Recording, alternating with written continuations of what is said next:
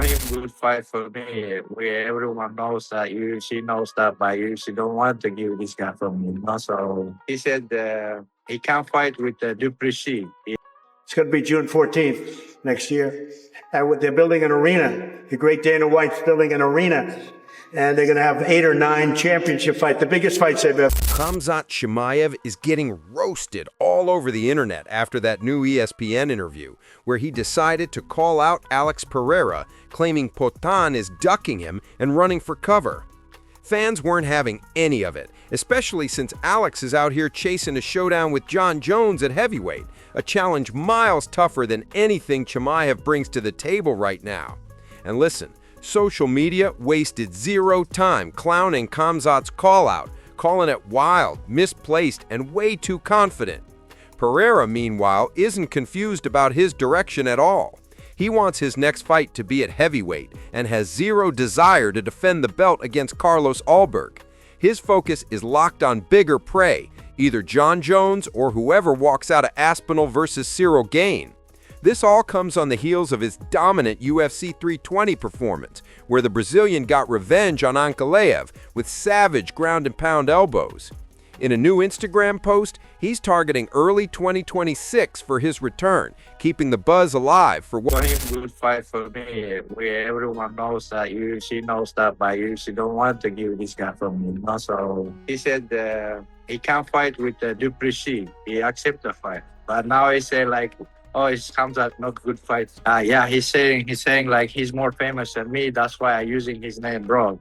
This guy, if I just say hi in my story in Instagram, I make more views on his fight. So I don't think so. This guy more famous than me.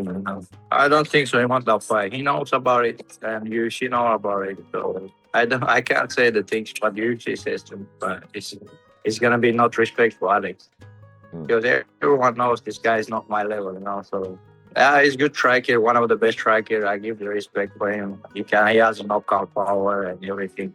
But brother, like ask whoever, 99% in the world who is watching UFC, so they're gonna tell you who is gonna win. President Trump just shook the whole MMA world last night at the Kennedy Center Honors Gala with an announcement nobody saw coming. He revealed the card is expected to pack 8 or 9 championship fights. And yes, listen to this, he's talking more than double the UFC's historic max of 3 title bouts on one night. And the timing?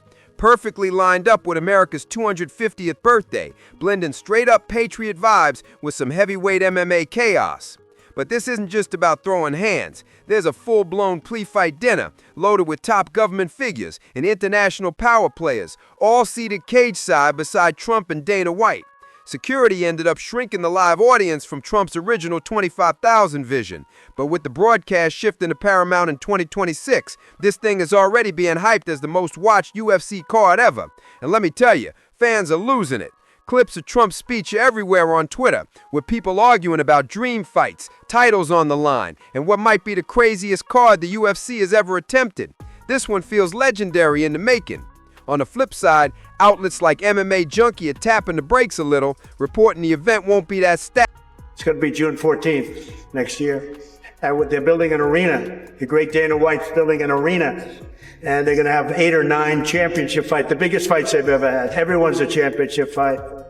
And everyone's a legendary type of fight. He's actually holding back fights right now for 6 months so he can do it for this, the 250. I think 250 is going to be amazing. I think the arena is going to be 5,000 or 6,000 seats right in front of the front door of the White House, and 100,000 people in the back where they're putting up 8 or 10 very big screens.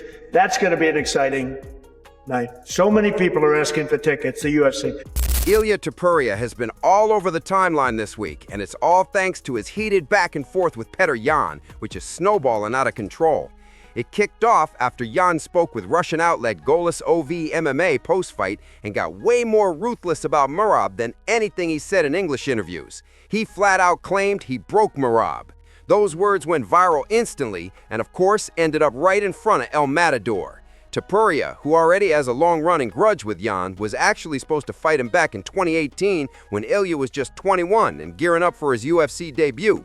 That matchup collapsed, and Jan wound up fighting Jinsu San instead. But the tension between them never cooled off.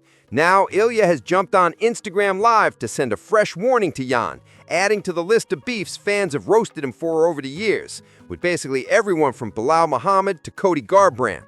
And Dana White has officially chimed in. When pressed about the Topuria Jan drama, Dana shrugged it off entirely. He ripped into folks acting. First of all, it had nothing to do, a guy who had nothing to do with the fight. He wasn't involved in the fight, but that's the fight business. That's sports. There's trash talking in every sport, you know? They do it in the NBA, they do it in the NFL, they do it in baseball. It's part of the game.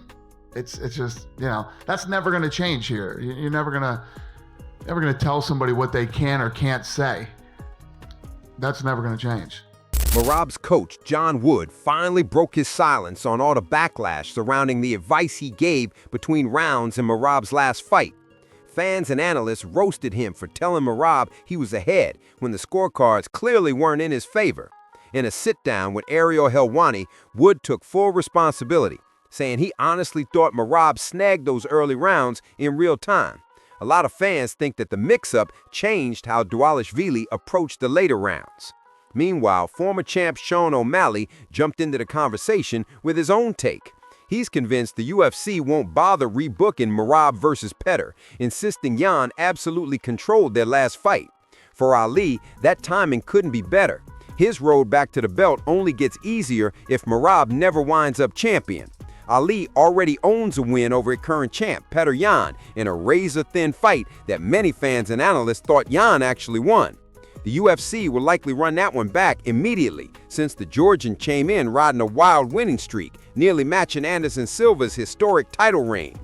Looking ahead, Umar Nurmagomedov is lined up to meet Figueiredo for the next crack at gold, once Jan and Merab settle their rematch. Was the busier, doing more, pressing, but looking at it now, Peter had the bigger moments. He was landing the bigger strikes, getting the bigger reactions, and, you know, doing the damage. The bleed, you know, there was the blood always plays into a lot of stuff, and you don't know how that's going to go. But, you know, from everything that, you know, that I've said, a lot of people thought, you know, that was the wrong call. And in the moment, you know, again, I think we all thought that we were pressing the action.